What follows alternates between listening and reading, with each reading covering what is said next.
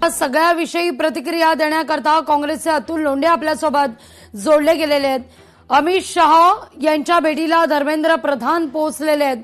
दुसरीकडे या आंदोलनाच्या पार्श्वभूमीवर संसद भवनाच्या आत काय काय घडतंय ते तर तुमच्यापर्यंत अतुलजी पोहोचतच असेल। एकीकडे बंदुका रोखून जवान तर दुसरीकडे अश्रुधुराच्या नयकांड्या फोडण्याकरता सज्जता। आता हे सगळं जे आहे ते हुकुमशाही एकदम रस्त्यावरची जी आहे ती सगळा देश सगळे जग बघत आहे।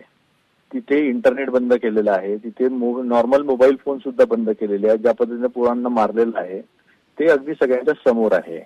संसदेमध्ये राहुल गांधींनी शब्द दिला होता की हा मुद्दा आम्ही उचलणार म्हणजे उचलणार आणि सरकारला जाब विचारणार। तर त्या पद्धतीने हा प्रश्न उचलण्याचा प्रयत्न जो आहे जोरदारपणे संसदेमध्ये सुरू आहे। आता महत्वाची गोष्ट अशी आहे की सरकार इतकं निर्लज्ज आहे, इतक्या जाड्या चमडीचं आहे की यांना लोक मेलीत काय, लोकांचा नुकसान झालं नाहीये। आता रिनीटचा निकाल लागला, त्याच्यामध्ये सुद्धा बीडमधून मला काही लोकांनी त्यांच्या मार्कशीट्स पाठवल्या, त्यांची आन्सरशीट पाठवली। आन्सरशीटमध्ये त्यांचे मार्क्स जास्त आहेत आणि प्रत्यक्षामध्ये कमी आले।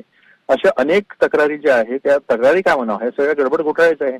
एक दुसऱ्याच्या नावानी आन्सरशीट बदलवून टाकली म्हणजे तुमची जाडी चमडी आहे की तुम्ही एवढं सगळं झाल्यानंतर 25 विद्यार्थ्यांच्या आत्महत्या झाल्यानंतर सुद्धा यांना लाज वाटत नाही आणि पुन्हा पुन्हा गडबड घोटाळे जे आहे ते सुरूच आहे। ते सरकारलाच आता सत्तेत राहण्याचा अधिकार नाही आहे। ज्या पद्धतीने मागणी होते आता की आता धर्मेंद्र प्रधान नाही, आता नरेंद्र मोदींनीच राजीनामा दिला पाहिजे, तर ही भावना जी आहे ही पूर्ण देशभर झालेली आहे आता आणि देशभर याचे पडसाद जे आहेत ते सगळीकडे उमटत आहेत।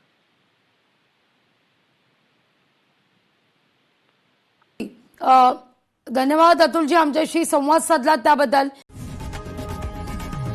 लोकशाही मराठी ऐका, पहा, जागरूक रहा।